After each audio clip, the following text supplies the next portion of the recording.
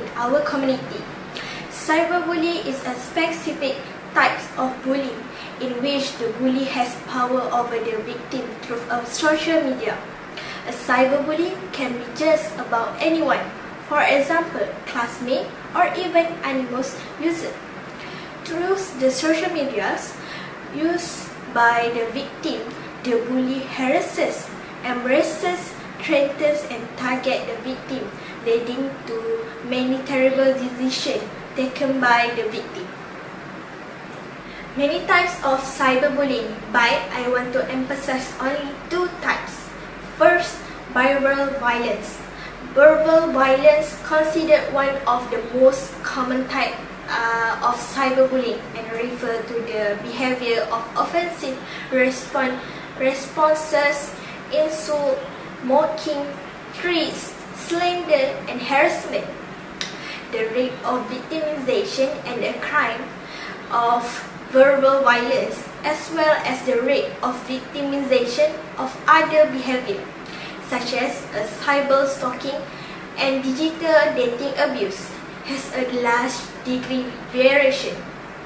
Verbal violence was regarded as the most commonly reported behavior in both perpetration and victimization rates, with a wide range of prevalence ranged from 5% to 18%.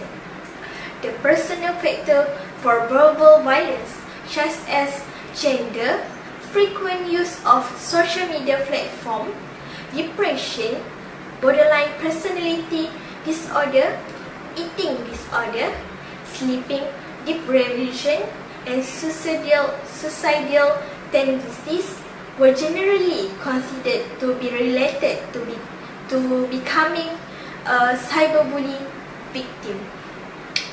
Besides, situation factors including parental abuse and neglect, improper monitoring, communication barrier between parents and children, as well as the urban environment were also seen to potentially contribute to the higher risk of both cyberbullying, victimization, and perpetration.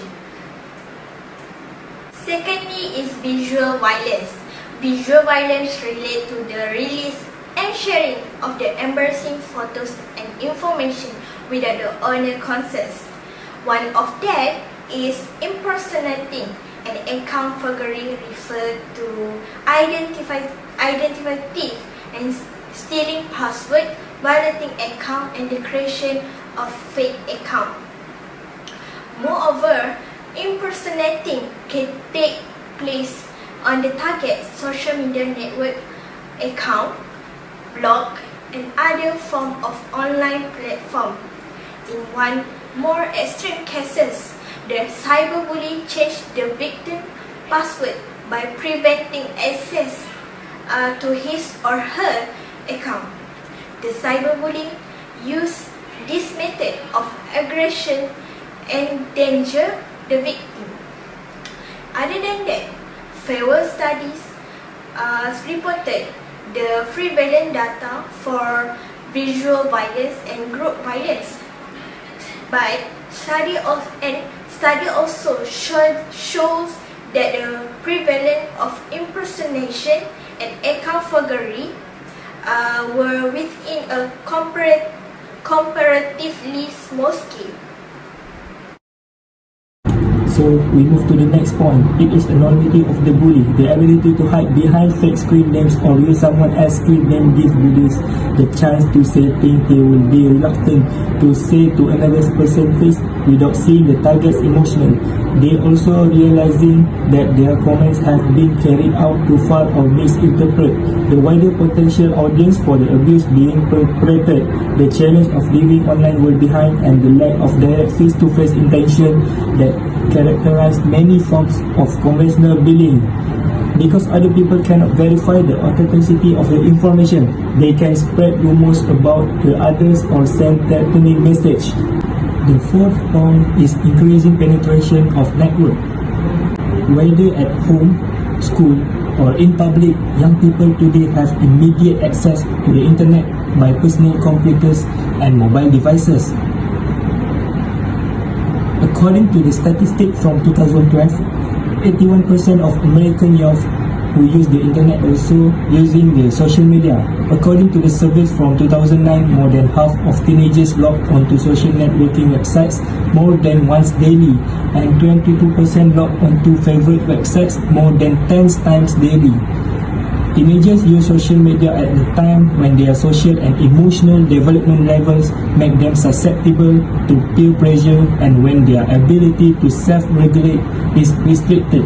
In addition, victims of cyberbullying may underreport incidents for fear that their parents will limit their use of the internet and mobile devices, or that they will find material that they have shared online out of shame over seeming weak or out of fear of the bullying punishing them.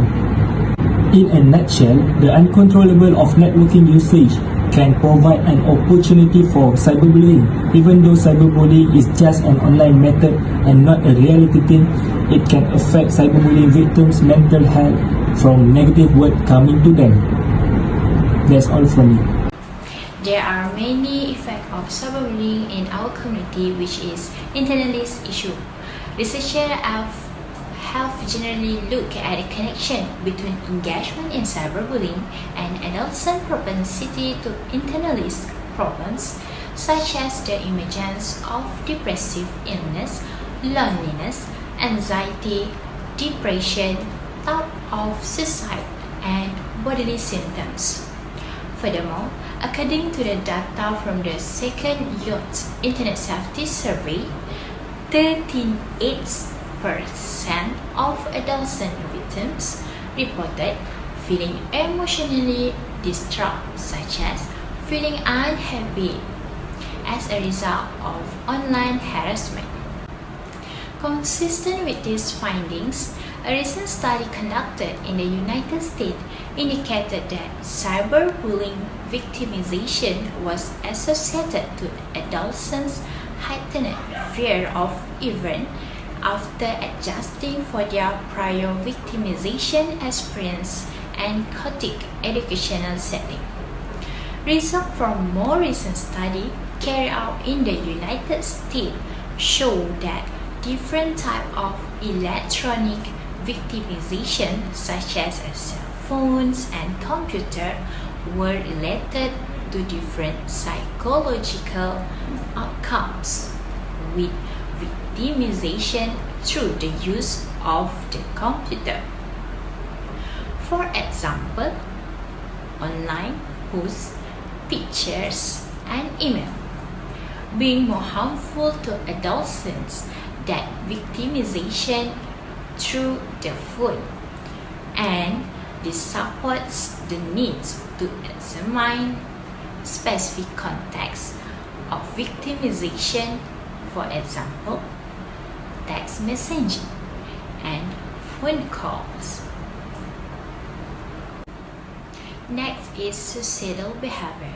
Hinunja and Achin, for example, surveyed American middle school children and investigated the association between cyberbullying as a victim or offender and suicidality when compared to their counterparts who were not involved in cyberbullying. Both targets and perpetrators of cyberbullying were more likely to consider an attempt suicide. Furthermore, involvement in cyberbullying among adolescents was a more reliable measure of suicidal ideation than it was of depressive symptomology. These researchers hypothesized that because of the computer's public and permanent character, as well as the apparent lack of control and anonymity involved, targets of cyberbullying could sense a loss of hope, amplifying the association between cyberbullying and suicidal thoughts. Wheeler and Brush discovered that adolescents' substance use and violent behavior partly mediated the relation between cyberbullying and suicidal behavior in a recent study of American high school students such that heavy drug use and involvement in physical violence predicted enhanced adolescent suicidal behavior related to cyberbullying. Targets of cyberbullying were nearly twice as likely 1.5 times to attempt suicide as their uninvolved peers, while perpetrators were 1.5 times as likely. Chloe et al. Investigated the link between cyber victimization, depression, suicidal ideations, and suicidal attempts among high school adolescents in the United States. Their finding indicated that cyberbullying victimization was associated with greater depressive mood and suicidal conduct. In a conclusion, cyberbullying gives many negative effects, especially for the victim, where this cyberbullying usually happens to adolescents, especially from high school students. It will affect either internalized problems such as the emergence of depressive illness, loneliness, anxiety, depression, thought of suicide, and bodily symptoms, or external problem. For prevention of cyberbullying in our community, first is social support. In order for adolescents to receive the necessary support, they need to reduce the associated harmful effect of cyberbullying. They must be willing to seek help. The majority of adolescents are silent and are not likely to tell adults when they are victimized via cyberbullying. First, it could be that adolescents do not feel connected to adults and subsequently do not seek their help when in distress. Another reason that adolescents may be reluctant to tell adults about their experience related to cyberbullying may be that the youth tend to think that cyberbullying is not a serious issue. A third reason why adolescents may not tell adults about cyberbullying may be that they do not consider the adults in their school to be helpful resources in addressing cyberbullying. A fourth reason why adolescent targets may not be willing to seek help could be related to their increased feeling of shame and helplessness. Their original study revealed that adolescent feeling of helplessness and social support were long-term predictors of their depressive symptomology. The negative effect of cyberbullying on depressive symptoms were reduced by strong social support, but depressive symptoms were worse by emotion of helplessness. Fenty et al. Discovered that family social support among adolescents, for example, I get the emotional support that I need from my family, was a protective factor for both cyberbullying, perpetration, and victimization. As a result, even after managing for other risk factors, family social support was associated with decreases in cyberbullying behavior 1 year afterward. This finding suggests that social support within the families could have a significant protective role in preventing and treating the negative health correlate of cyberbullying and call for an inquiry. The second one is adolescent self-esteem. A recent study showed that growth of decreases in adolescent self-esteem predicted their ensuing action in cyberbullying both as a perpetrator and as a target. Moreover, developmental increase in adolescent difficult behavior, for example, substance use, delinquency, and aggressive behavior, also predicted their involvement in cyberbullying in subsequent grades. This finding, which built on the work of Pechin and Hinduja, encourage educators and medical professionals to pay close attention to adolescent emotional health during the first year of high school, paying special attention to those who experience sharp decline in self-esteem as well as those who experience sharp increases in problem behavior like substance abuse and delinquency. Recent recommendations from the American Academy of Pediatrics urge parents to engage in truthful conversation with kids and teens about their online behavior, and to put in place the necessary precautions to prevent children from engaging in cyberbullying practice. Clearly, meaningful social connection is key to effective prevention and intervention effort. In conclusion, it shows that a positive environment can avoid someone from being cyberbullied and a victim.